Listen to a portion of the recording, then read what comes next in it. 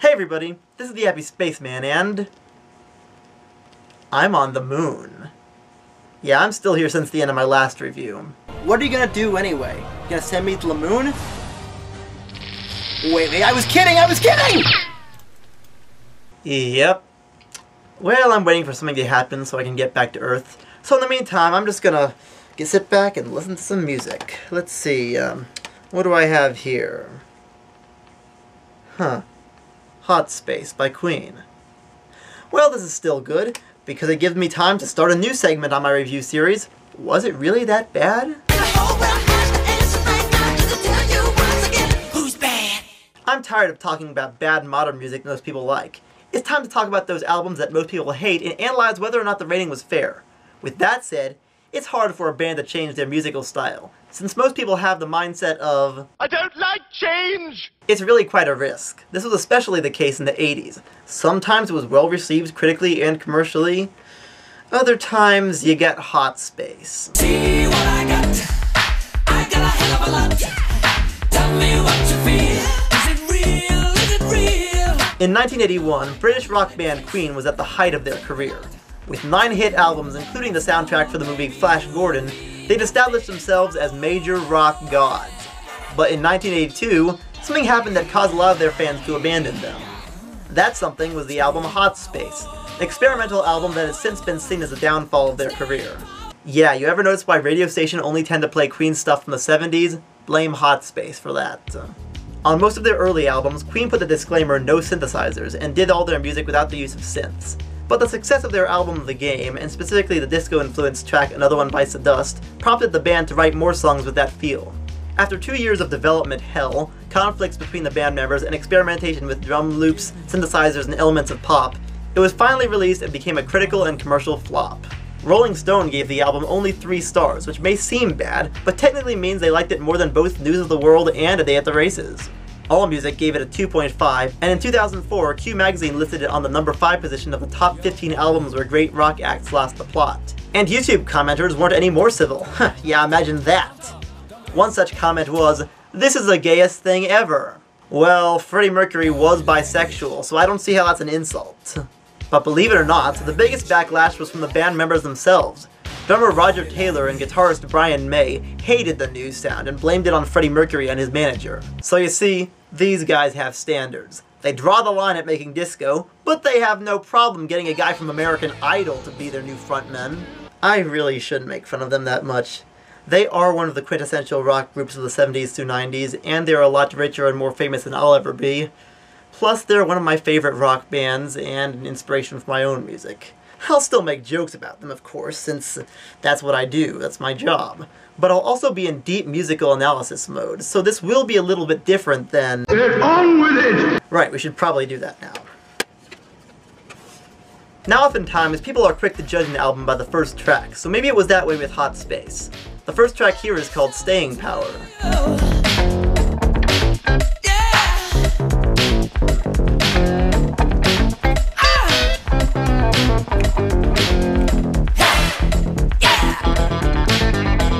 This is actually kind of funky.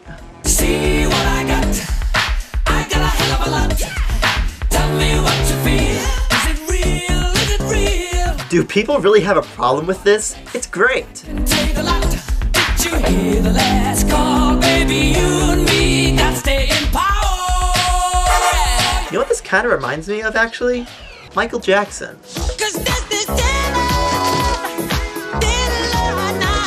And I know comparing anything to Michael Jackson has become a stock phrase that people use to describe everything from Bruno Mars to Pharrell, but in this case it might actually be true. Michael Jackson and Freddie Mercury were notably friends in the 80s, and Jackson said that Hot Space was an inspiration for his own album, Thriller, which is commonly considered one of the greatest albums of all time. So say what you want about Hot Space, but at least it inspires something really good, right? Another interesting note is that this is the only Queen song to have a horn section, which adds a lot to it. Now let's look at the second song, Dancer. For a song called Dancer, it's not nearly as danceable as Staying Power was, but it's okay for what it is.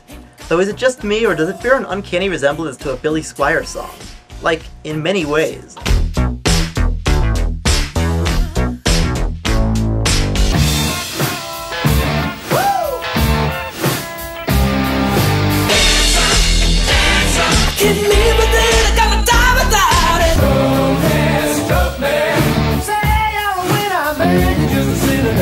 Like most of Queen's albums, each member of the band contributes songwriting.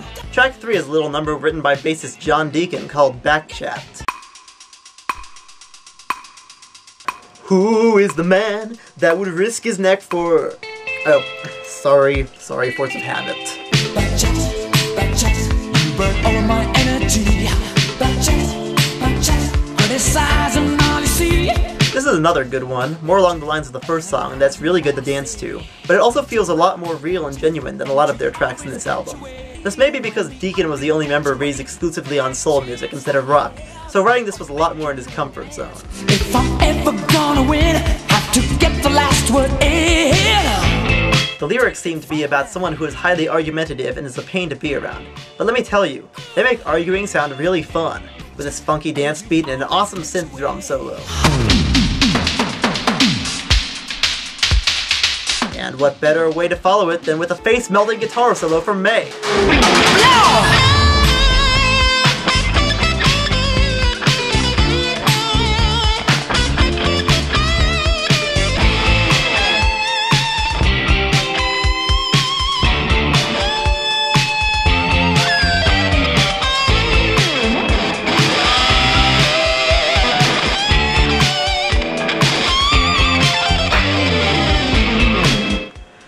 I actually know the guitar solos to this song, and I would play it, but, well, I'm on the moon and my guitar is back at Earth. Actually, this begs the question of how you all can hear me if there's no sound in space. So far in this album, I can't hear what critics and fans had against it. It's got some great tunes, some funky lyrics that don't seem too forced, and Queen are on top notch as usual. And then we get the track 4, Body Language, which is quite possibly Queen's worst song. It may sound like Pretty Woman, but the song itself is not at all pretty. Just listen to the first lyrics. Give me body. Yeah, pretty much sums up everything you need to know about this song, doesn't it? In fact, let's see how many times they say the word body. Body, body, body, body, body, body, body, body.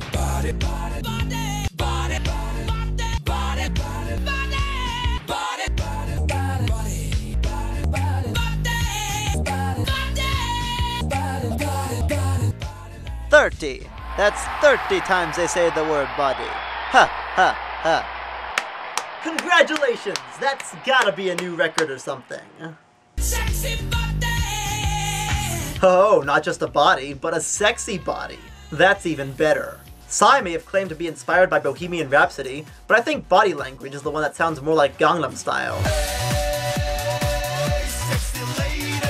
But give Gangnam Style some credit. At least it's something that you can easily dance to. This one isn't fast enough to break out the moves, nor is it tasteful enough for a slow dance. The lyrics are quite possibly the shallowest I've ever heard in a rock song, the music is just as repetitive, and as for the music video... Give me your body. I need an adult! Oh wait, I am an adult. I still need an adult! Video Killed the Radio Star might have been the first video played on MTV, but Body Language bragged about being the first video banned from MTV. No, really. Even more than that, for a video about sex, it just feels very unsexy and phony, like they're trying too hard to be shocking. Nowadays we put up with a lot more skin than what this video shows, and meanwhile the band members here just look incredibly bored. They don't have their instruments, so they have nothing to do but stand around. You know what this song sounds like to me? It sounds like the soundtrack to a cheap porno. In fact, I'm not the only one who thinks that! Foo Fighters used this song in this video promoting the tour of their album Wasting Light, which shows the band members showering, because, in the words of Dave Grohl... It sounds like the soundtrack to a gay porn. But you know what the weirdest thing about this song is? In the US, it was actually the highest charting song of this album! Under Pressure, the most popular song, which I'll talk about later, only hit number 29. Body Language made it all the way up to number 11. And that's baffling to me because, and I'm saying this as a fan of Queen, there is nothing appealing about this song. Rolling Stone's review of Hot Space puts it best as a piece of funk that isn't fun. It's no coincidence that everyone was turned off by this album because it was the first single released. Sorry, Queen, but I think it's safe to say that this is your worst song ever. Now on to better songs. Like how about track 5, the Roger Taylor penned Action This Day.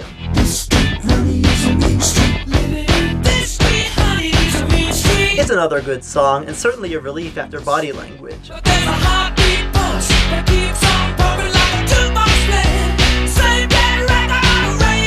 I don't really know what it's about, but apparently the world is using him. Plus, it has a powerful hook. Action this day. Action this night. Oh, we got love to live, you can't say right. I'm guessing from the title that this song might have worked out better on their previous album, the soundtrack to the movie Flash Gordon. But it's still a catchy tune, with a nice synth breakdown in the middle, followed by a jammin' sax solo.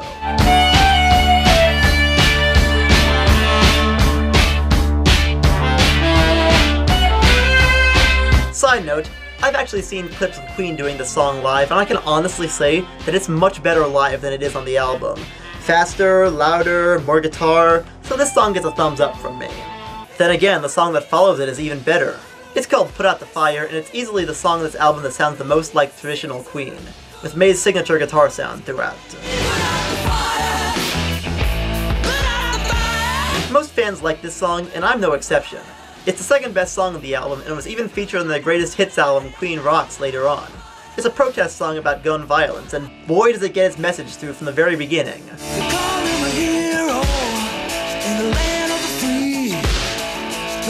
Shake my hand, boy, you disappointed me. So I got my handgun and I blew him away. The first verse was especially significant at the time. 2 years earlier, John Lennon was killed at the hands of Mark David Chapman, and the first verse of this song describes that.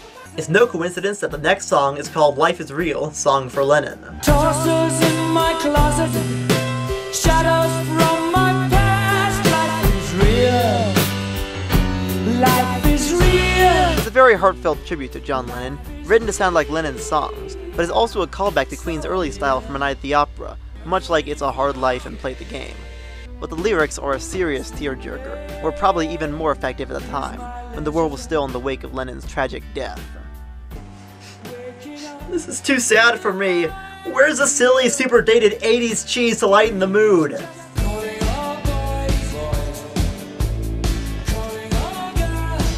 There we go! Everything is back to normal.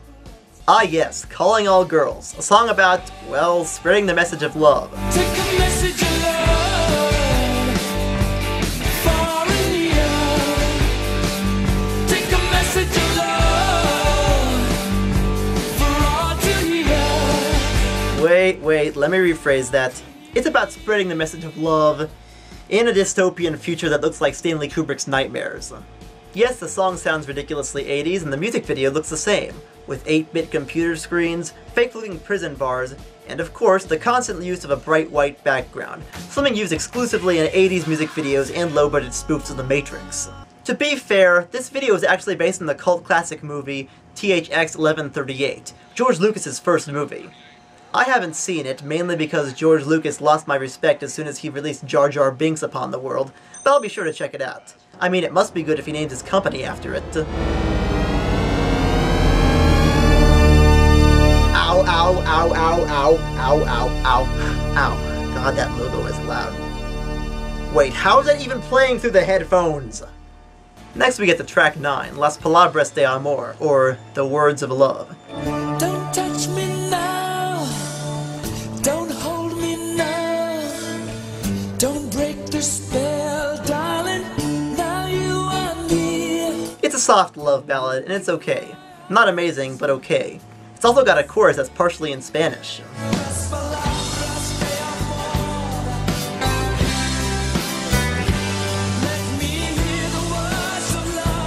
I don't know, though. It feels a little strange hearing this after the rest of the album, and the video doesn't help. Yes, they're all dressed in fancy clothing, all tasteful and refined. Just remember that only 5 tracks ago, they had a sleazy, unsexy song about having sex, and a video that got banned from MTV. So it feels a little weird hearing this soft love ballad after... that. Oh, bonus points for May playing piano during his guitar solo. I'm being unfair to it, it's a good enough track, but what do we have next? 'Cause you're a cool cat, jumping on the toe with Ah, Cool Cat. A song that takes Queen to the streets of New York with a smooth, fun guitar line reminiscent of Nile Rodgers. And by the way, no, this music video using a cartoon from the 30s isn't the official one.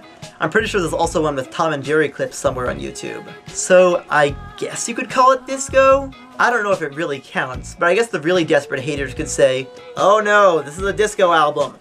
Boo! Boo! I hate it when any rock artist tries to make a disco album." But it's okay when David Bowie does it. Speaking of Bowie, he was originally called into the studio to sing background vocals on Cool Cat, but they were ultimately removed. Let's hear what the original version sounded like.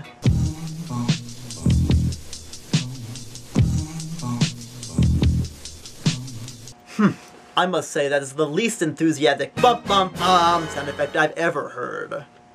But Bowie did contribute to another track on the album, and there's no use talking about Hot Space without talking about one of the greatest songs of 1981. Ladies and gentlemen, this is Under Pressure. No, no, no, no! Get that off screen and play the real song! It starts off with one of the most recognizable and yet somehow most simplistic bass lines of the 80s. It just repeats D 6 times and then follows it with an A note. That's literally it. And then the drums and guitar come in along with Mercury's voice. Followed by David Bowie's unmistakable shout of "Pressure!" And the rest is history. Honestly, though this is the most important song on the album, there's really not much to say about it since it's already been talked about so much.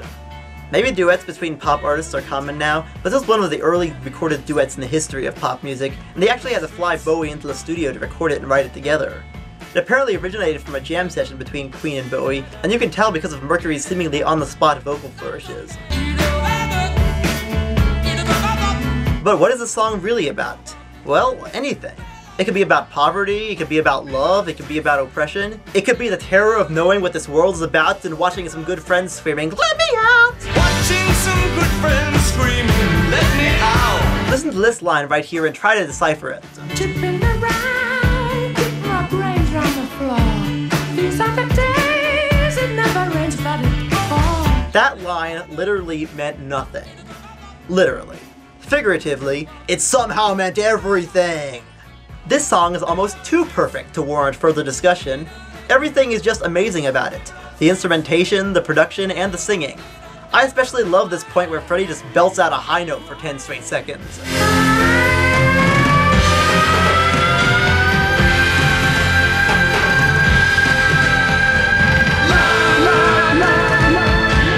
Plus it shows the vocal chemistry that David Bowie and Freddie Mercury have in a beautiful way, especially on these last lines right here.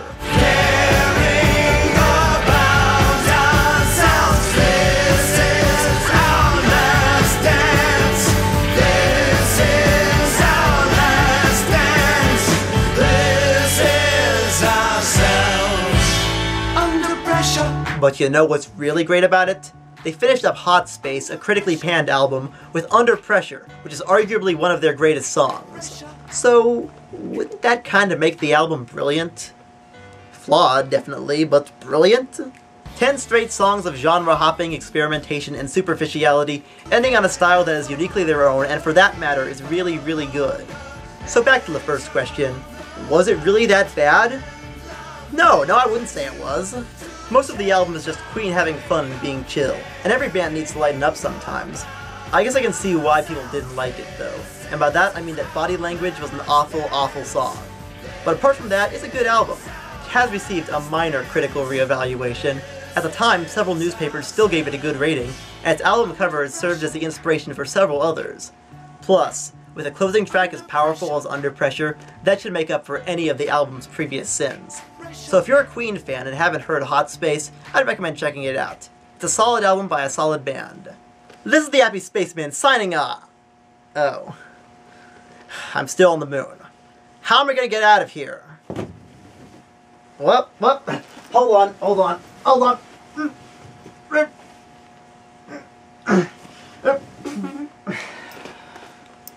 Huh. Well, I guess I've never been on the moon. I was just banished to my green screen. God, I'm an idiot.